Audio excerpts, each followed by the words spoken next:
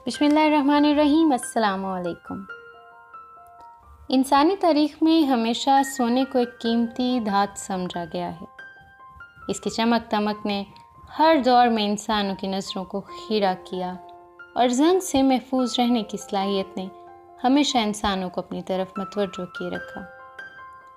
सोने के बरअक्स इंसानों के यहाँ मिट्टी की कोई कदर कीमत नहीं। एक शख्स सोने की अंगूठी के बदले में मिट्टी की अंगूठी कभी नहीं लेगा। ये तबादला शायद इस वक्त मुमकिन होता अगर मिट्टी की अंगूठी तवील मुद्दत तक काबिल इस्तेमाल रहती और सोने की फ़ौरन टूट कर ज़ाया हो जाती।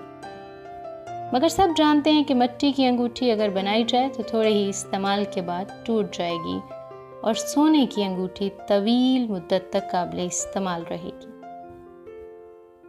जो फ़र्क सोने और मिट्टी की अंगूठी में है वही फ़र्क दुनिया और आखिरत में है। आखिरत सोने से ज़्यादा कीमती और दिलकश है और दुनिया इसके मुकाबले में मिट्टी से भी कम है। बात अगर इतनी होती तब भी आखिरत इस काबिल थी कि दुनिया के मुकाबला में इसे तरजीह दी जाती। मगर इससे बड़ी और तल्ख हकीकत ये है कि दुनिया और इसकी ज़िंदगी मुख्तसर और फ़ानी है, जबकि आखिरत सोने से ज़्यादा कीमती होने के बावजूद हमेशा बाकी रहने वाली है। इसलिए कोई माकूल आदमी कभी इस दुनिया के एवज़ अपनी आखिरत को गंवाने की हमाकत नहीं कर सकता।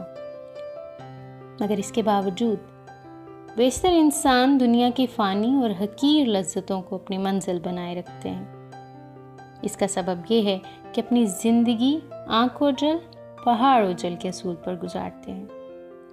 यानी दुनिया का हकीर नफ़ा सामने और आखिरत की आला नेमतें निगाहों से ओझल होकर गैर अहम बन जाती हैं। ताहम जो शख्स ईमान की बिनाई पैदा कर ले वो कभी सोना देकर मिट्टी नहीं लेगा। वो कभी आखिरत की कीमत पर दुनिया को कबूल नहीं करेगा।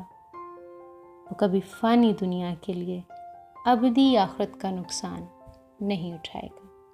अपना ख्याल रखिए, अपने ख्याल का भी ख्याल रखिए। अल्लाह हाफ़िज़।